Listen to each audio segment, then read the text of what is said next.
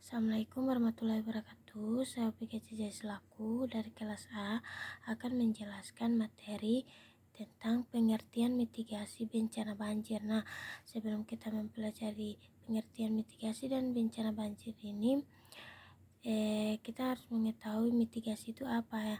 Mitigasi ini adalah atau mitigasi bencana adalah segala upaya untuk mengurangi risiko bencana.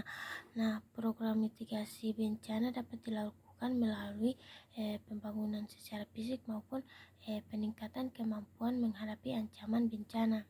Nah, pengertian banjir yaitu suatu kejadian alam di mana suatu daerah atau daratan yang biasanya kering menjadi terendam air atau genangan air. Nah, secara sederhananya banjir ini dapat didefinisikan sebagai luapan air dalam jumlah besar ke daratan yang biasanya kering. Kemudian banjir terjadi karena banyak hal seperti hujan yang berlebihan yang meluapnya aliran sungai, kemudian aliran sungai, danau atau lautan. Kemudian banjir ini sangat berbahaya dan berpotensi menyapu bersih seluruh kota, garis pantai atau daerah dan menyebabkan kerusakan luas pada kehidupan dan properti.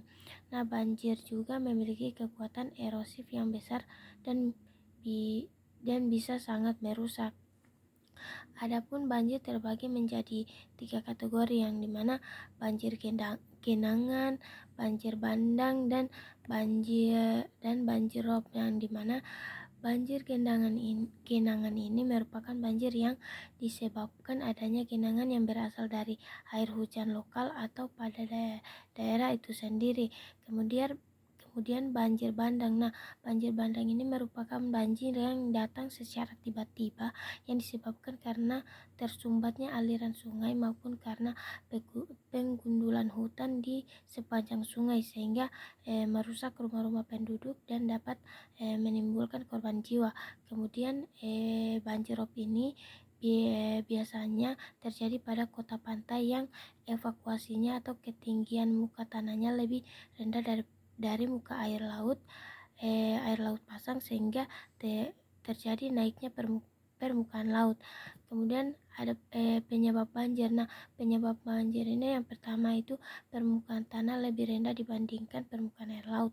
Kedua itu terletak pada suatu cekungan yang dikelilingi perbukitan dengan pengairan air keluar sempit. Kemudian yang ketiga itu curah hujan yang tinggi. Yang keempat, banyak pemukiman yang dibangun pada daratan sepanjang sungai. Kemudian aliran sungai tidak lancar akibat banyaknya sampah.